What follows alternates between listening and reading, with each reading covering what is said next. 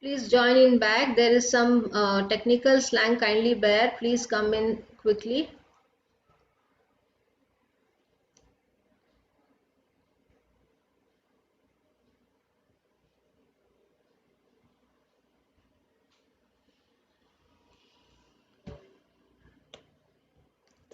Okay, so once the business analysis is done based on proper marketing strategy, the product will be developed. The product which has been developed will be then subjected for testing in the market. Means they have to do still better promotion of the product such that it will easily grab the market. So once it is easily grabbed, then once the testing of the marketing part is been satisfied, so then the commercialization of the product starts going on. Okay, so this is about the concept of the new product and how it will be operating. So this is the entire new product process development chart. After this, you should be knowing what do you mean by decision support system. So once a new product has been launched and it is marketed successfully with the good sales and return, always it has to follow with good decision support systems.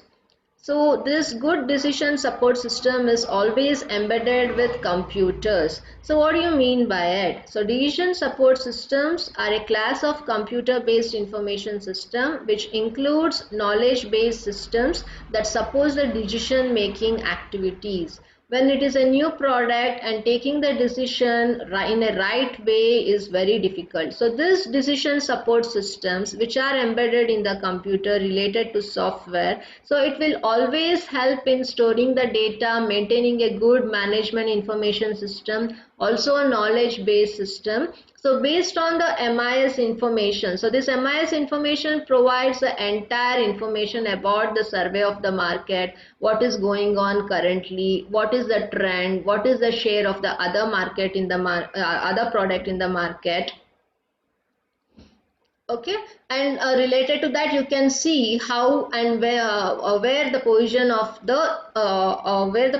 the new product is exactly in the market. And also it will be having an information on knowledge based system related to the part or the product what you are manufacturing. So this knowledge based system will help in getting a good decision for the particular product. Suppose the product might be running properly and some customer all of a sudden will tell this modification is being needed. So if you have a proper knowledge based system, so if you just share it with that software, it will tell you whether the requirement which has been asked by the customers is feasible or not, whether you can add or not, or it can also show the information which it has in its database already, so that adding on into accessories with respect to the data design concepts obtained from the knowledge based system will help in reducing the time required for the modification. So this decision support system will be very helpful when you have a product which is new and it is thrown into a market. So this is the meaning of what you mean by decision support system. So there are various characteristics and capabilities of these DSS. So first of all, it supports for decision making in semi-structured and unstructured problems. Suppose if the problems which come across when the new product into a run, so it helps in providing the solution for the existing products. Secondly, it supports the managers at all level, not only at the low level. Each and every managers at all level will be supported because it provides a good data backup in the form of the data which is associated in the software of a computer. And it also provides support to the individual and the group people who are exactly working into a new product, because anywhere if they go wrong they'll be having some data associated with it what they can refer as a reference, because no new work could be carried out without a reference. At least if they'll be having some reference, then they can appreciate, okay, what we are doing is almost to the reference value which has been achieved by the other people, or it is better than the achievement of the other people. So we'll come to know where exactly we stand, so when we refer to some reference. So these DSS help in providing the reference in the form of associated data when it is embedded into a system. Okay, it also supports intelligence, design, choice, and implementation. Intelligence support to work in a smart way, and it also help in supporting the design concepts in a new product. Suppose if you throw the new ideas into the DSS, it will show whether this design could be acceptable or not, because it will be having some design sheets in it. So it will map and check whether these are feasible, or can you make any suggestion in the design also could be considered. Next is support variety of decision process and styles. So it helps in supporting variety of decision process, because in making a design and a product there will be n number of steps to be followed in a design process. So it supports in each variety of the design process and different type of styles what they follow in getting a decision approval for the design. So it also, DSS should be adaptable and flexible. So it will be usually flexible, or else it is difficult. So it will be usually flexible, and DSS should be interactive and provide ease of use. So what DSS we use in the system, it should be user friendly. Sometimes what happens, it will be not user friendly. Some softwares are also, we can understand while making some design and simulation. Some tell the software is very user friendly, some tell it is not user friendly. So in that aspect you have to see that DSS what you are using are also user friendly. And lastly, effectiveness balanced with efficiency, both should correlate. How effective the design is has to be balanced with how efficiently you are achieving the design into an product. So that also have to be correlated. So even related to this concept, the characteristics are associated in the DSS. So these are the characteristics and the capabilities which are associated in an DSS system, and DSS is always in need when you go in launching a new product.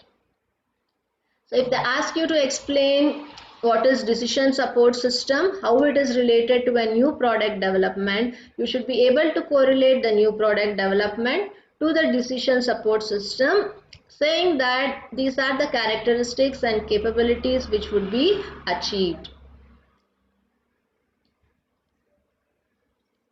So next you have the process like how to build an DSS. So every DSS for different product will be different. So you have to build up your own DSS as per the requirement. So you know now DSS is a computerized system for helping to make decisions. So which kind of decisions you are really in need of for your new products. So based on that you should start building up the DSS, and this DSS cannot be builded as a generalized one for every product. So usually this DSS will be built within the company as per the new product what they are launching. So a decision is a choice between the alternatives available. So depending upon the available alternatives, they will estimate the values of those alternatives, and then they'll take a call which could be a better one. So supporting a decision means helping the people working alone or in group gather intelligence, general alternatives and making choice. So this DSS helps not only the people who are working in group, who are working alone also, because it provides the full information related to how to take a decision, how to take a call on a new product, because it helps you, provides you a backend with respect to the intelligence concept, and also it helps you in taking the choices. And hence in taking all these concepts together, you should think about how to build an DSS. So there are different classifications of DSS. So they are mainly classified into passive, active and cooperative DSS. So now you have to see what happens exactly in passive DSS. In passive DSS is a system that aids the process of decision making, but that cannot bring out decision suggestions or solutions. So this is not active, it is a passive one. You know the difference between a passive and an active. Even in the sentence, even in the schooling part, you have studied in grammar, active voice and passive voice. So it will not be active, but it will be supporting the people in some way, but not in reality, in practical. So what helps is it provides suitable aids in order to take a decision, but it will not provide you any solution exactly. It can give you only an supporting tool, an aid in which you can, based on the aid, you can take a call. So that is like that. Indirectly, you are taking the decision based on the aid given by the passive DSS. In active DSS, this will help you in getting the decision suddenly. Like it helps you exactly to take the solution or to take the decision whether it is acceptable or not. So this is called as an active DSS system. And the third classification is cooperative DSS. So a cooperative DSS allows the decision maker to modify, to complete or refine the decision suggestions provided by the system.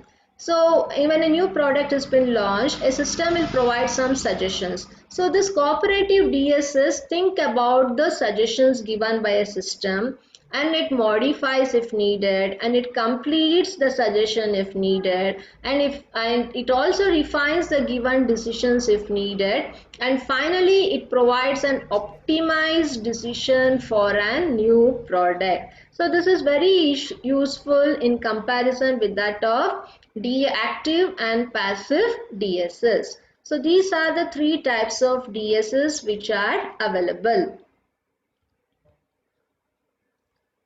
Okay, so then you have to see like how the decision support system work. So now you can see important decision support analytical models. So different analytical models which are associated in taking and decision support system. So first one is what if analysis.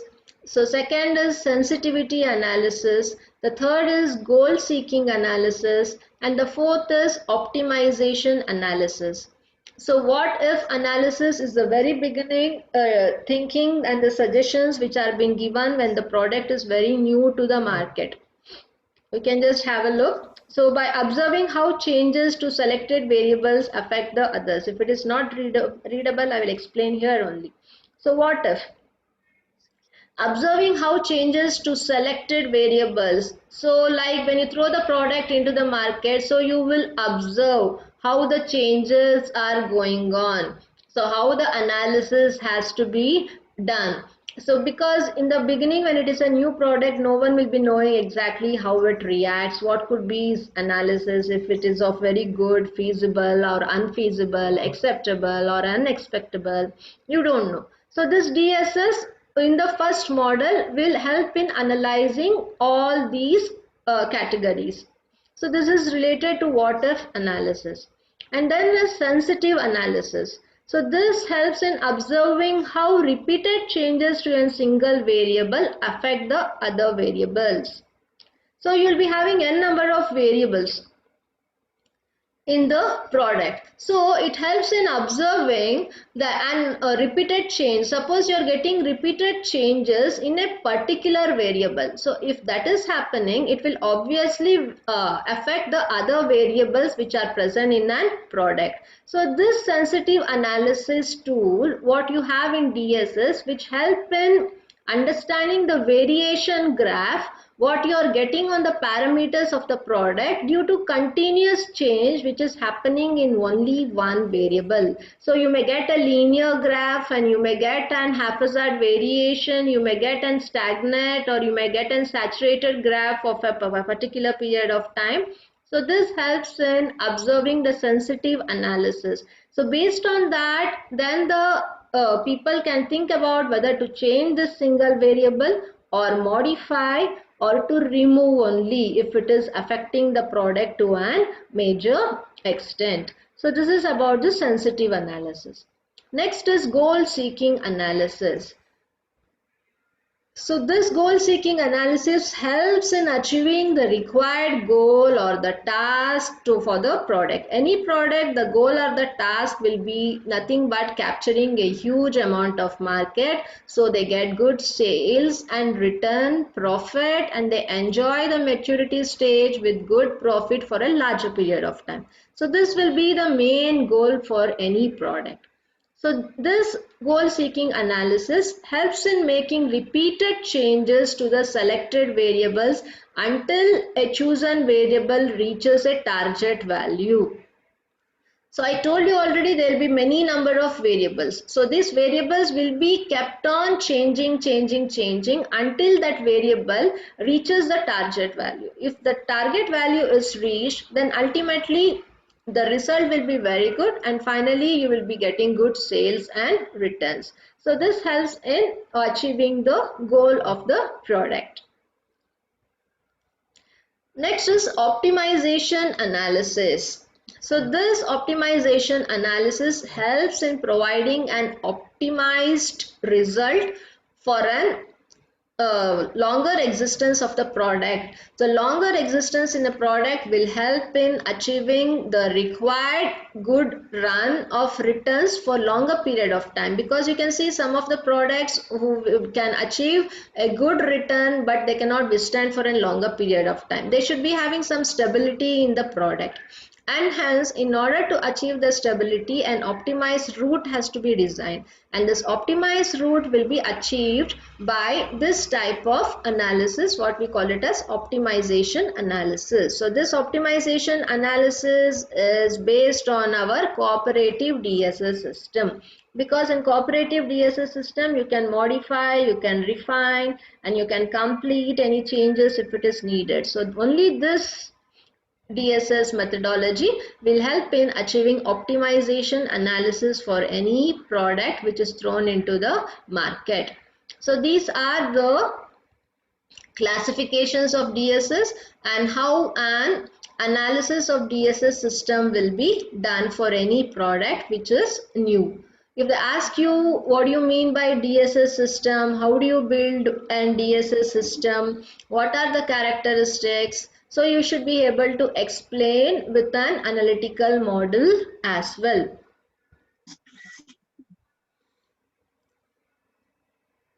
After that, you should be able to estimate the market opportunities for a new product. Okay, so here what are the estimations you have to think about? So all these fall in the marketing strategies of a new product. First is you will define the target market. For all product, the target market cannot be the same, right? Suppose if you're if you are manufacturing any medicines, then you're targeting a group of people, of the patients related to particular disease, so that tablet cannot be a market for all the people, because all the people will not be affected by in the health, and all the people may not be facing a same problem of disease. So you are focusing a particular tablet for a particular disease case, so that is nothing but the target market what you are focusing on. So first you should always define what is your target market, and then estimating opportunity is the size of the market. So this you will identify either through the top down approach or bottom down approach. And third estimating category is how do you crunch the number or the size or the segment of the market. And the fourth one is how do you verify the accuracy of a particular market promotion what you have done. And lastly, how do you apply the Goldilocks principle. So these are all the estimation parameters which are associated in a market for a new product. Okay, so in that, first is target market. I have explained you already. In top down, the second one is sizing of the market either through top down or bottom down. So in that, the top down is nothing but size of the broad market in terms of total revenue. Means first, if you're speaking about the top down market, first you will speak about the total revenue of that product, and then you speak about what are the service centers for that product, and again you speak about the profitability of the product, and then you will speak about the customers of that product. So means you are speaking from top level to that of the bottom to determine the size of the market you have captured. Similarly, in bottom up, you will start from the targeted customers, and then you will speak about the profitability, the revenue what you are getting, and finally the total profit, total revenue, all those you speak about. So in this way you can categorize the size of the market either from top to bottom or from bottom to top. So next is crunching. So what happens in crunching? After choosing the method to determine the marketing strategies, the size of the market you need to find the data for your calculations.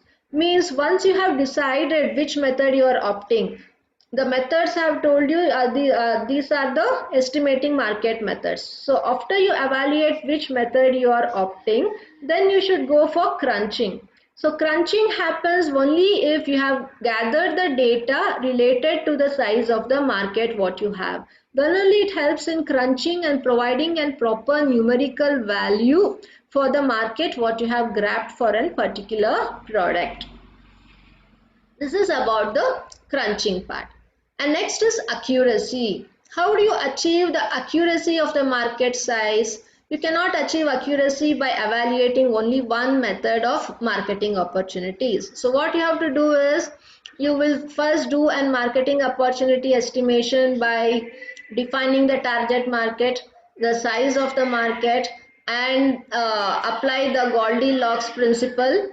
Then take the average of it and see how accurate the estimation of your market size you'll come to know. Suppose in one method the market size is shown to be as 75%, and in another method the market survey is shown to be as an 80%, and in the third the market survey the market size is shown to be as 75%. Then it shows that the all the calculation is very near. So if you take the average of 75 plus 80, you will get an average value to assure that this is the accurate market size for a particular product. So these are the estimating parameters. So if they ask you the estimating marketing parameters for a new product, you should be able to explain all. And the last parameter what we haven't dealt until now is the Goldilocks principle. So marketing opportunity, this is one of the estimation parameter. So what you do here is, once you have estimated the market opportunity, you need to assess whether the project market is too large, too small, or just right, or in medium or in low level. So you'll come to know roughly whether the grab market of from your new product is very huge, or it's of medium sector, or if it is of very low in range. So first that you have to categorize. So if the market is too small to produce for the revenue you need, then you likely cannot justify continuing with that current plan. Suppose you have thrown a product into the market and you're getting some revenue from it, and the revenue what you're getting is not feasible and it is not worth, because you won't get the invested money out of it. After getting the invested money out, even you should earn the profit. If you're not able to earn the profit, if the revenue is down, then it tells that you should not fix to that current plan. What is that current plan? It's telling that your market is too low. So market has to be enlarged. That is the first case. And the next is, if the market is much larger than you anticipated, then you should confirm that you defined and sized your market target accurately. So this is how you target your market. Sometimes when you throw the product into the market, you might think the market for this product could be too small. And when it is started after 1 year, you then realize what we thought the target for the market is beyond the thing what we targeted. So then they have to plan how to grab more market. If they don't plan how to grab new market, then the revenue will drastically come. So you should be able to get a proper accurate measurement for the target market size. So this Goldilocks principle helps in identifying the accurate target market size for a particular product.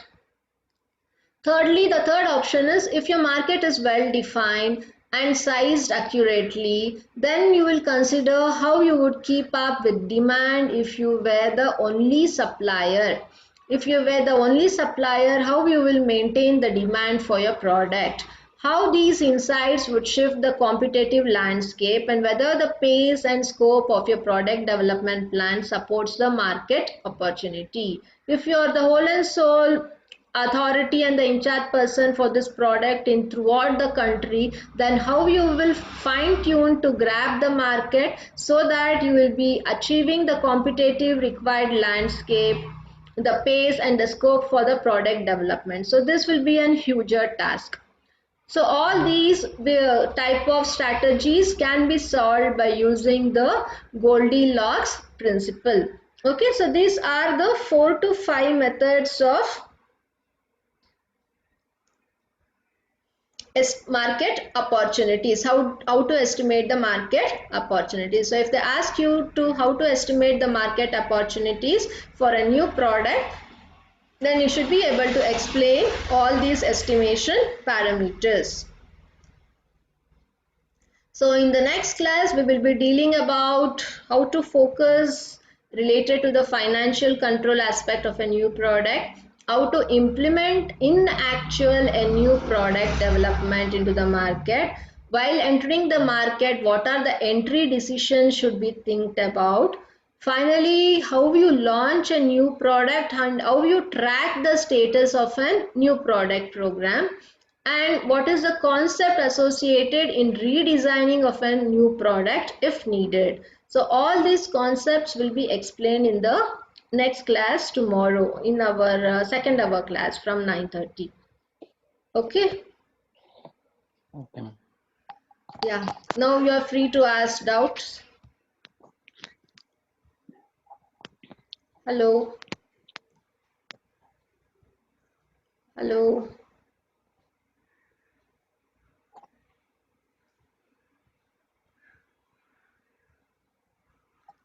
Yeah, kindly raise your hands if you have any doubts. Have you started writing the assignment which was given? I'll be adding few more questions today related to, I have just given you the case studies. So remaining questions associated with module 1 and 2 theoretical questions will be uploaded in the classroom, Google Classroom. So see that you will write it in blue books. If you don't have blue books, write in plain sheets, A4 sheets, whatever you have, and just upload in the Google Classroom in the Word format, or Okay, ma'am. if you are writing in a sheet of paper, just take the image of it and upload, or if you are writing directly in the computer, you can use a Word file and just upload it, whichever is convenient to you. Okay. Yeah, now we have to speak up.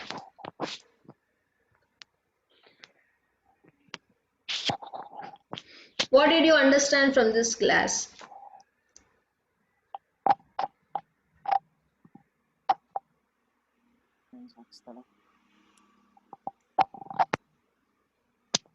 Hello.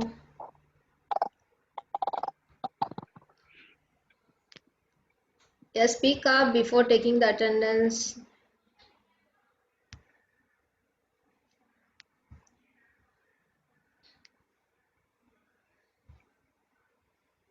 Hello. Yeah, what did you understand from the last class and from today's class? At least I should get some interaction from your end, right? One by one, raise your hand. Haven't taken the attendance yet. Please be quick.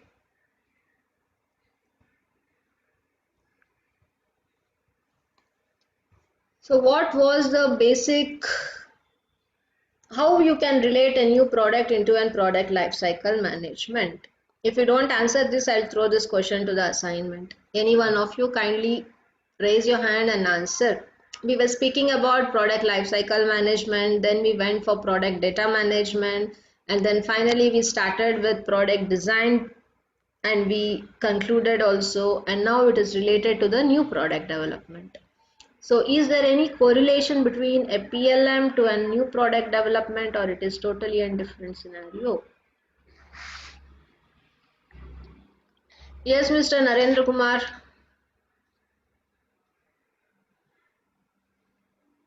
Answer me right now, or anyone else. Yeah, please.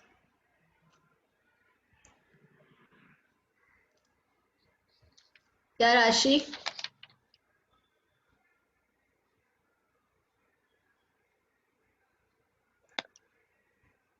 You have to answer me quick. At least brief out what did you understand from today's class.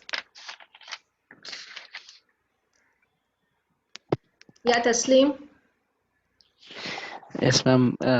For today's class, to develop a new product, what are the concepts we have to take, and depends upon the market need and for previous product also.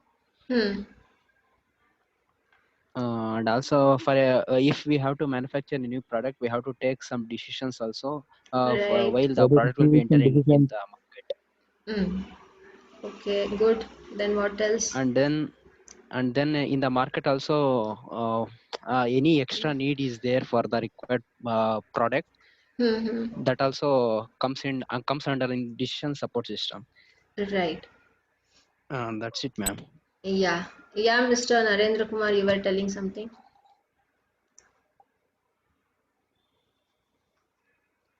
Hope it was understandable and in a easy way it was presented to you people.